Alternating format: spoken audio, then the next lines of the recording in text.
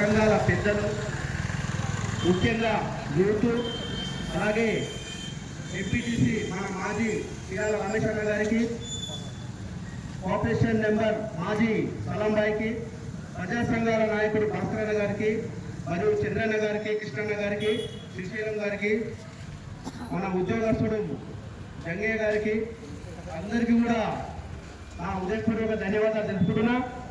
ఎందుకంటే ఈరోజు బీసీ సంఘాలకు 42 రిజర్వేషన్ కావాలని చెప్పేసి అసెంబ్లీలో తీర్మానం చేసిన కాంగ్రెస్ ప్రభుత్వం ఈరోజు కేంద్రానికి ఫైల్ పంపించడం అనేది జరిగింది. ఆ కేంద్రంలో వెళ్తున్న రాజకీయం చేయాలంటే అది ఒక బీజేపీ మాత్రమే, మీ అందరికీ కూడా తెలుసు.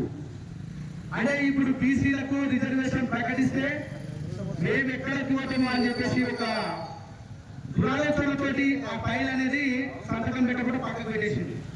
కాబట్టి మనం అందరం ఐకమత్యంగా ఉంటే ఈ బీసీ రిజర్వేషన్ అనేది వస్తుంది.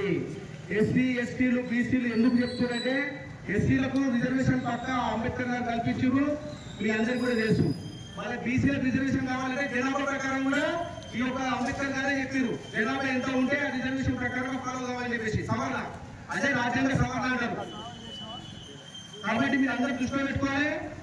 ఇప్పుడు విషయం కూడా వస్తుంది, నేను చెప్పేదైతే చాలా ఉన్నాయి, కానీ ఎందుకంటే అందరికి అవకాశం ఉండాలి కాబట్టి నేను ఇతరులతో ఊహించుకుంటున్నాను.